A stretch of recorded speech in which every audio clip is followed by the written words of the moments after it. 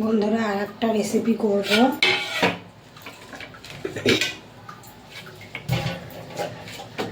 পুঁটি মাছ দিয়ে, দেশি যে পুঁটিগুলো হয় সেই পুঁটি মাছ দিয়ে এই দেখো কাঁচকলা দিয়ে তরকারি করব। কড়াই বসিয়ে দিয়েছি, কড়াইতে তেল দিয়ে দেবো, মাছটা একটু ভেজে নেব।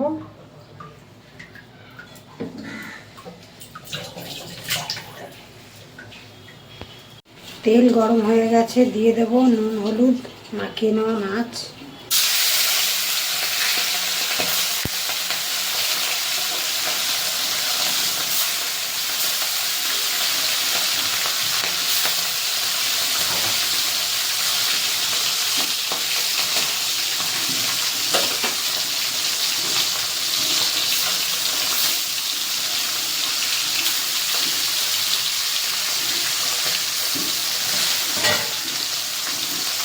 উল্টে দেবো।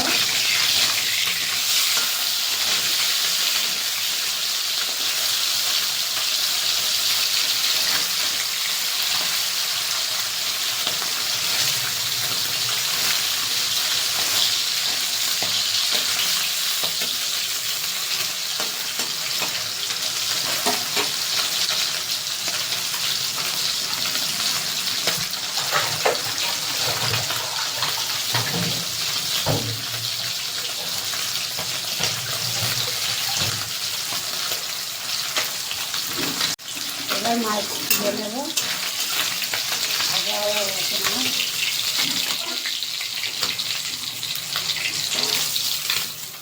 এইভাবে বাকি মাছগুলো ভেজে নেব। মাছ সব ভাজা হয়ে গেছে, কড়াইতে আর তেল দেব না, ওই তেলে দিয়ে দেবো গোটা জিরে ফোড়ন,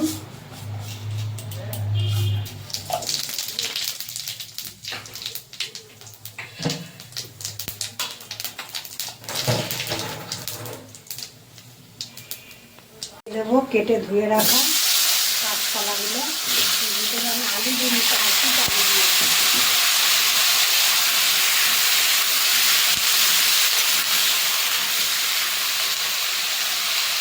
দিয়ে দেবো লবণ,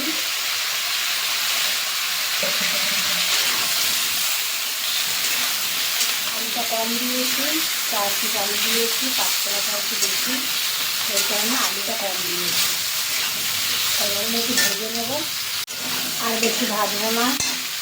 এরপরে মশলা কষাতে কষাতে কাঁচকলাগুলো একদম গলে যাবে। দিয়ে দেবো অর্ধেকটা টমেটো কুচি, লম্বা লম্বা করে কেটে দিয়েছি টমেটো। দিয়ে দেবো মশলা, এখানে জিরে আদা ধনে আর পাকা লঙ্কা বেটে নিয়েছি। এটা মশলাটা দিয়ে ভালোভাবে কষিয়ে নেব। হলুদ দেবো,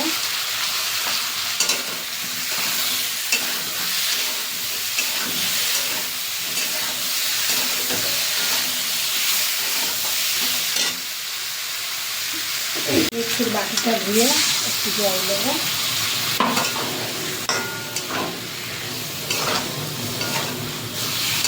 আর একটু নুন লাগবে আমার মনে হচ্ছে, দিয়ে দেবো।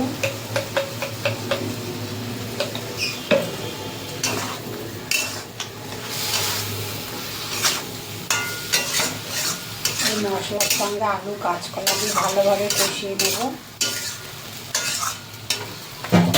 দিয়ে দেবো কাঁচকলা আলু দিয়ে ভালো করে কষানো হয়ে গেছে মশলা। এবার দিয়ে দেবো জল।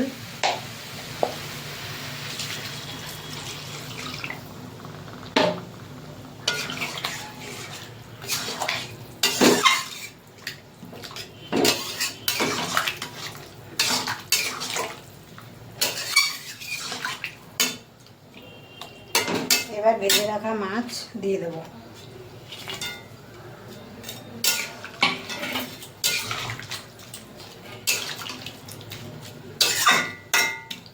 আর একটু জল দেবো।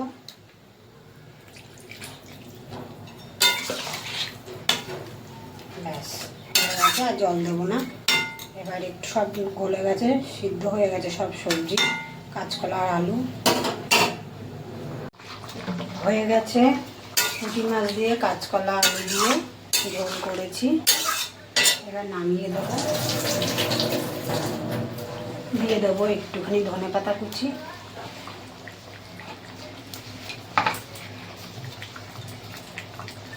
সামান্য পরিমাণে ছিল, অল্প অল্প করে দিলাম।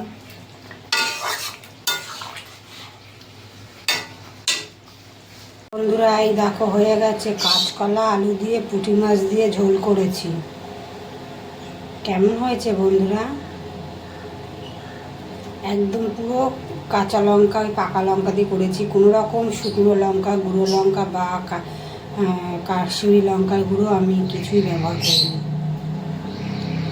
ভালো লাগলে পাশে থেকো বন্ধুরা, লাইক কমেন্ট করো। তো রাখছি, টাটা।